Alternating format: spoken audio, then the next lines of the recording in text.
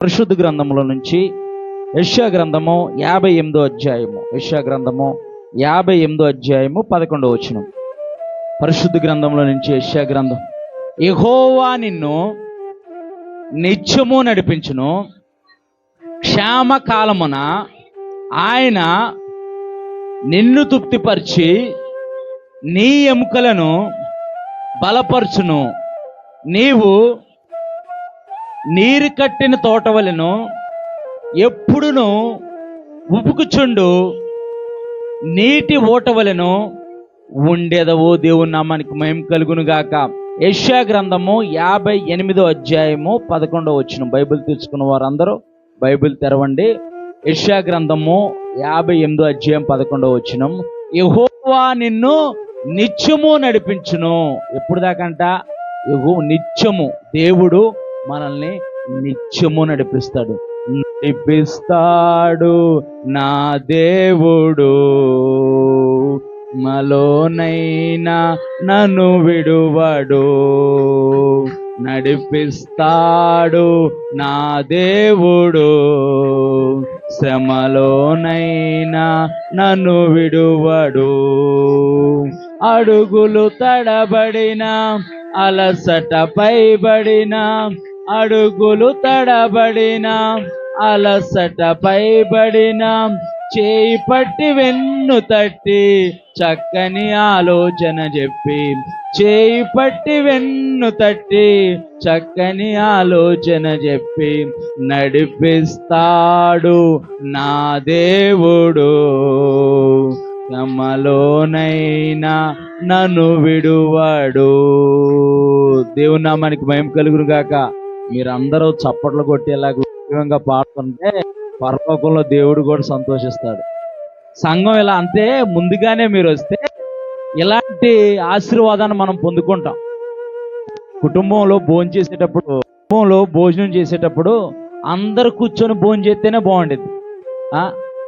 తల్లి ఒకసారి, తండ్రి ఒకసారి, పిల్లలు ఒకసారి కూర్చొని భోజనం చేస్తే బాగుంది. అందరు కూర్చొని కలిసి ఇలా కూర్చొని మంచిగా మాట్లాడుకుంటూ, మంచి చెడ్డ మాట్లాడుకుంటూ భోజనం చేస్తుంటేనే బాగుంటుంది. అలాగే మన సంఘం అనే కుటుంబం అందరం కలిసి దేవుని స్తుతిస్తూ ఉంటుంటే దేవుని యొక్క ఆశీర్వాదాలు, దేవుని యొక్క దీవెనలు మెండుగా నిండుగా మీ మీద కుమ్మరించబడతాయి. మీతో పాటు నుంచున్నందుకు నా మీద కూడా కుమ్మరించబడతాయి.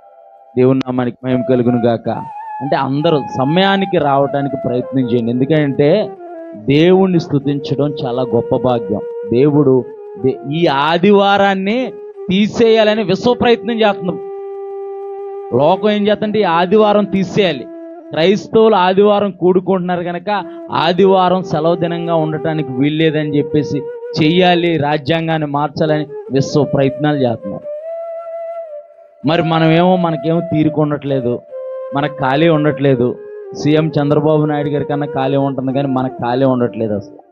అంటే దేవుని సన్నిధిలో దాగి ఉన్న ఆశీర్వాదాన్ని మనం పొందుకోవటానికి ఇష్టపడితే దేవుడు తప్పకుండా మనల్ని త్రోసివేసే దేవుడు కాదు. యెహోవా మిమ్మల్ని నిత్యము నడిపించునంటే మన బంధువులు కానీ, మన స్నేహితులు కానీ, మన అయిన వారు కానీ నిత్యము మనతో ఉంటారు. కానీ నా ప్రాణం కూడా ఇచ్చేస్తానంటారు. నా ప్రాణానికి ప్రాణంగా నేను ఇష్టపడుతున్నాను, నువ్వు నా ప్రాణ స్నేహితుడు అంటారు. కానీ ఎవరో మనతో ఉండరు. మనుషులు మాట ఇచ్చి తప్పవచ్చు, కానీ నిన్ను నన్ను ఆయన పోలిక చొప్పున ఆయన స్వరూపమందు సృజించిన సృష్టికర్త మాట ఇచ్చిన వాడు తప్పుటకు ఆయన నరుడు కాదు. లోకాన్ని సృష్టించిన సృష్టికర్త. దేవుని నామానికి మహిమ గాక. యెహోవా నిత్యము నడిపించును, క్షేమకాలమున ఆయన మనల్ని తృప్తిపరిచి మన ఎముకలను బలపరుచును. క్షేమకాలము అనంటే కరువు దినాలు, లేమిగల దినాలు, అనారోగ్య పరిస్థితుల్లో, శ్రమల్లో, ఇబ్బందుల్లో, ఇరుకుల్లో, వేదనకరమైన స్థితిలో ఆయన మనల్ని తృప్తిపరిచి మన ఎముకల్ని బలపరుస్తాడంట. దేవుని నామానికి మహిమ కలుగును గాక. కరువు దినాల్లో దేవుడు బలపరచడం ఏంటంటే, నా జీవితం అంతా కరువేనండి, నా బ్రతుకంతా కరువేనండి, నా బ్రతుకంతా దరిద్రము మా ఇంట్లోనే తిష్ట వేసుకొని కూర్చుందండి నీవు అనుకుంటున్నావా? ఈ మధ్యకాల సమయంలో ఆయన నీతో ఉండి నిన్ను నిత్యము నడిపించి ఏ దరిద్రమైతే నీ వెంట పడుతుందో, లేమైతే నిన్ను ఇబ్బంది పెడుతుందో, ఏ అనారోగ్యమైతే నిన్ను పడగొట్టాలని చూస్తుందో, వాటన్నిటి నుంచి ఆయన నిన్ను తప్పిస్తాడు. దేవుని నామానికి మహిమ కలుగును గాక. యెహోవా నిత్యము మనల్ని నడిపించును, మనల్ని క్షామకాలమందు తృప్తిపరిచి మన ఎముకల్ని బలపరచును. నీవు నీరు కట్టిన తోట వల్లే ఎప్పుడు ఒప్పుకుచుండు, నీటి ఊట వల్లే ఉంటావు. దేవుని నామానికి మహిమ కలుగును గాక. పక్కన వాళ్ళతో అడగండి ఒకసారి, ఇది ఎప్పుడు అడగండి ఒకసారి పక్కన వాళ్ళని, ఇది ఎప్పుడు అని అడగండి. అడగండి, మీరు అడగరేంటి? ఎప్పుడు ఇది? ఎప్పుడు ఎప్పుడు క్షామకాలం అని. అదే ఎప్పుడు ఎప్పుడు దేవుని సన్నిధిలో మనం గడుపుతున్నప్పుడు, దేవునితో అన్యోన్య సహవాసం కలిగి మనం జీవిస్తున్నప్పుడు. మనం నచ్చిన టయానికి మనకు వస్తే కుదరదు. కంపెనీలో మనం పనిచేస్తున్నాం, ఎవరి దగ్గర పనిచేస్తున్నాం, మన బాసు అవసరమైతే ఒక అరగంట ముందు రమ్మంటాడు. జీతం పెంచడం అవసరం, ఒక అరగంట ముందు రమ్మంటాడు, గంట లేటుగా వెళ్ళమంటాడు. చేయి లేకపోతే మానే అంటాడు. మనకు అవసరం, మనం అరగంట ఏంటి గంట ముందు కూడా వస్తాం, గంట లేటుగా కూడా వెళ్తాం. ఎందుకు? ఇంకా చెప్పుకున్నాం కదా, జానెడు పొట్ట కోసం బాబా. ఇవన్నీ దేనికోసం? జానెడు పొట్ట కోసం. మరి జానెడు పొట్ట కోసం నువ్వు అంత ప్రయాసపడుతుంటే, దేవునితో నువ్వు యుగాలు జీవించాల్సి ఉండి ఎంత ప్రయాసపడాలి? ఇంకా అటువంటి పరిస్థితుల్లో, ఇంకా కుటుంబం ఇబ్బందికర పరిస్థితుల్లో, వేదనకర పరిస్థితుల్లో ఉండటానికి నువ్వు ఇష్టపడుతున్నావేమో కానీ దేవుడు ఇష్టపడట్లా. దేవుడు నిన్ను విడిపించాలనుకుంటున్నాడు, దేవుడు నిన్ను ఆస్వాదించాలనుకుంటున్నాడు. దేవుడు నిన్ను నీరు కట్టిన తోట వలె ఎప్పుడు ఉప్పుకుచుండు, నీటి ఊట వలె నిన్ను వృద్ధి చేయాలనుకుంటున్నాడు. దేవుని నామానికి మహిమ కలుగును గాక. అందుకే ఈ మధ్యకాల సమయంలో ఆయన వాక్కు ద్వారా మనతో మాట్లాడుతున్నాడు. మనం ఎప్పుడు ఉప్పుకుచుండు నీటి ఊట వలె ఉండాలని అంటే మనము ఆయన సన్నిధిలో మనం నివసించాలి. దావీదు భక్తులు అంటున్నాడు, మనకి దేవుడు ప్రత్యక్షమై ఏం వరం కావాలి జక్రయ్య అని చెప్పి నన్ను అడిగాడు అనుకో, లేకపోతే మా జాషువా అని అడిగాడు అనుకో, ఏం వరం కావాలి జాషువా అని అంటే, మాకు నచ్చినవి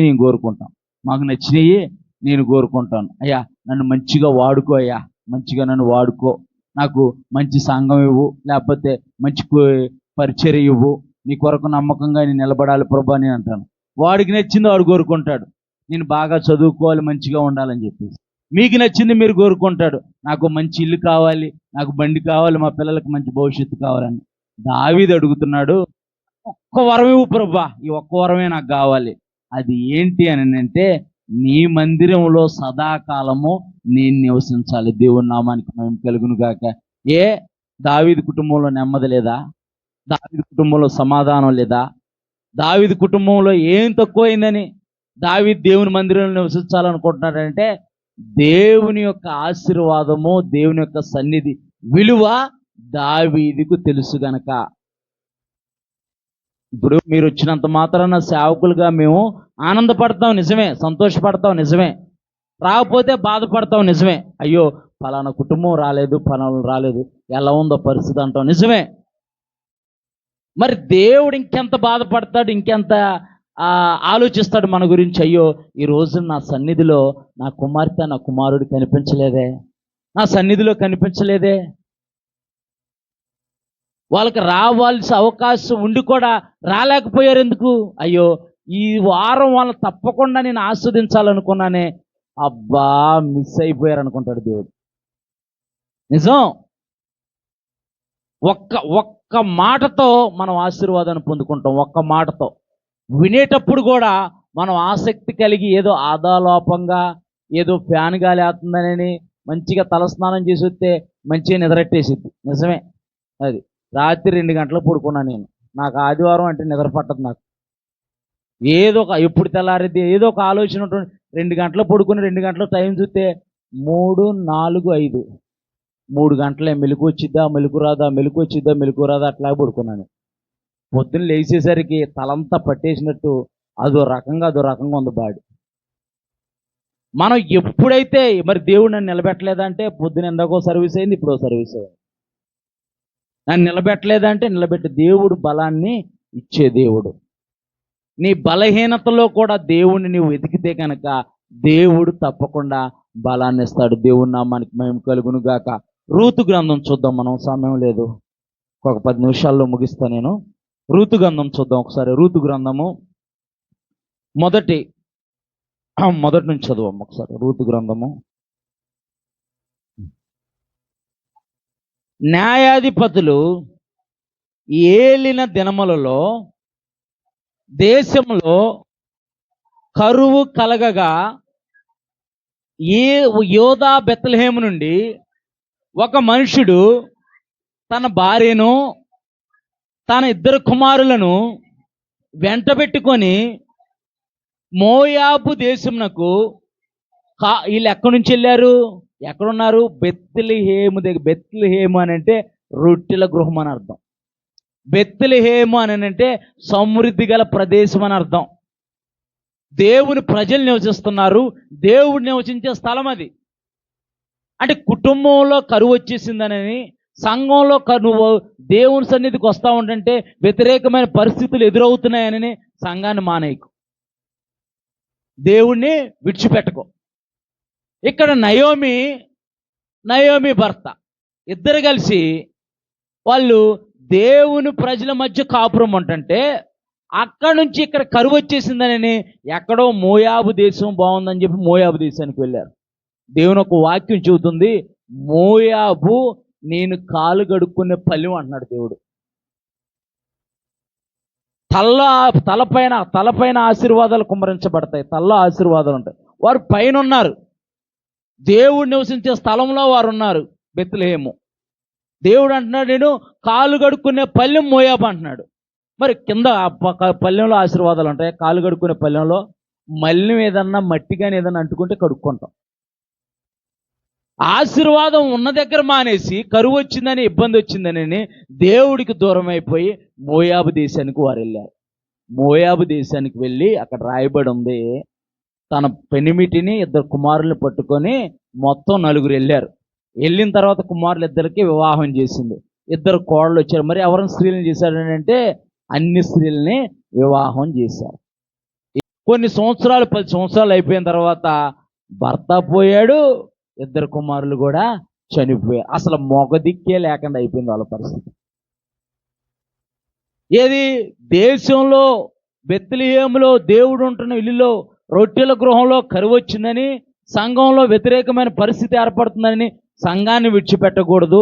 దేవుని ఇప్పుడు ఎంత ఫ్యాషన్ అయిపోయిందంటే మనుషుల మీద కోపం దేవుడి మీద చూపిస్తున్నారు. పాస్టర్ గారు ఒకరు తేరగా చదువుతున్నారు, పాస్టర్ గారి మీద చూపిస్తున్నారు. మనుషుల మీద కోపం ఉండింటే పగ తీర్చుట నా పని అంటున్నాడు దేవుడు. పగ తీర్చుట నా పని. మీరు చెబుతారులేండి, మైక్ ఉంది, మా బాధ ఎవరికి చెప్పను. నా బాధలో మా సిచ్యువేషన్లో మీరుంటే మీకు తెలిసి నొప్పి బాధ అని మీరు అనుకో. అలాంటి సిచ్యువేషన్లు ఎన్నో భరించి వచ్చాను. అది లేనిపోని నెపాలు నిందలు కూడా అనిపించా. అది ఏ సేవకుల చేతుల మీద నీళ్లు పోసానో, ఏ సేవకుడు నేను ప్రేమించానో ఆ సేవకుడే నా అంతు చూస్తానన్నాడు. చెప్పిన మాటలను బట్టి నేనేం బాధపడలా. ప్రభువా, ఆయన హృదయం అయితే ఇది కాదు, నాకు తెలుసు ఆయన హృదయం ఇది కాదు, ఎవరో ఏదో చెప్పారు, నువ్వే చూసుకొని చెప్పాను. మళ్ళీ అందరి ముందు ఆయన ఏమన్నాడంటే, నేను దేవుడు జకరే కాళ్ళు పట్టుకోమంటే నేను పట్టుకోవాలి అని చెప్పాడు. ఓపిక పట్ట, కొన్ని సంవత్సరాలు గడిచింది, ఓపిక పట్టాను, అలాగే ఓపిక పట్టాను. నాకు కనపడ్డారనుకో, దైవజనులు కనపడ్డారనుకో ఆగి మరి ప్రైజ్ చెప్పేవాడిని, ఆగి మరి వందనాలు చెప్పేవాడిని, బాగున్నారని అడిగేవాడిని. అంటే మనం ఓపిక పట్టాలి. మనం మనుషుల మీద కోపము దేవుడి మీద, సేవకుల మీద, మన సంఘం మీద అసలే చూపించకూడదు. అది మనం చాలా భయంకరమైన దినాల్లో మనం జీవిస్తున్నాం. దేవుణ్ణి ఇంకా సాధ్యమైతే మనం ఇంకా వెతికే ఆశీర్వాదాలు. నేను ఒక్కోసారి కొన్ని ఫ్యామిలీల గురించి, కొన్ని వ్యక్తుల గురించి ఆలోచిస్తూ ఉంటాను. ఎందుకు వీళ్ళు పదే అదే ఇబ్బందుల్లో పడుతున్నారు అని అంటే వాళ్ళ ప్రవర్తన సరిగా ఉండదు. పైకి భక్తి పరుల్లాగుండి దేవుని శక్తిని ఆశ్రయించిన వారు ఉన్నారంట. వాళ్ళ ప్రవర్తన సరిగా ఉండదు. వాళ్ళ ప్రవర్తన సరిగా లేకపోతే మరి ఇబ్బందులు రాకుండా, ఇరుకులు రాకుండా, శ్రమలు రాకుండా ఏమవుతాయి? ఇక్కడ నయోమి మంచి సమృద్ధి గల ప్రదేశంలో కరువు వచ్చింది. కరువు ఎన్నాళ్ళు ఉండిద్ది? మా అంటే కరోనా ఎన్నాళ్ళు ఉంది? 2 సంవత్సరాలు ఉంది, మళ్ళీ ఇప్పుడు ఉందా కరోనా? దానికి కూడా విసుకొచ్చేసింది, వెళ్ళిపోయింది అది కూడా. ఆ? కరువు ఎన్నాళ్ళు, సమస్య ఎన్నాళ్ళు ఉండిద్ది, ఇబ్బంది ఎన్నాళ్ళు ఉండిద్ది? జ్వరం వస్తుంది, జీవితాంతకాలం జ్వరం ఉండిద్దా మనకి? కరువు ఎన్నాళ్ళు ఉంటుంది? కొంతకాలం ఉండిద్ది. అక్కడే రాయబడి ఉంది, అక్కడ కింద రాయబడి ఉంది అక్కడ. ఒకసారి ఆ వచనం చదువు ఒకసారి. 6వ వచనం చదువు, 1వ అధ్యాయం 6వ వచనం. వారికి ఆహారం ఇచ్చుట కంటే, బెత్లెహేములో కరువులో జీవిస్తున్న వారికి ఆహారం ఇచ్చుటకు యెహోవా తన ప్రజలను దర్శించినని ఆమె మోయాబు దేశంలో వినిందంట. అంటే దేవుడు తన ప్రజల్ని చేయి విడిచిపెట్టలేదని పరిశుద్ధాత్మ దేవుడు రాయించాడు. Note this point. వాళ్ళు ఎప్పుడు కరువులోనే ఉన్నారా?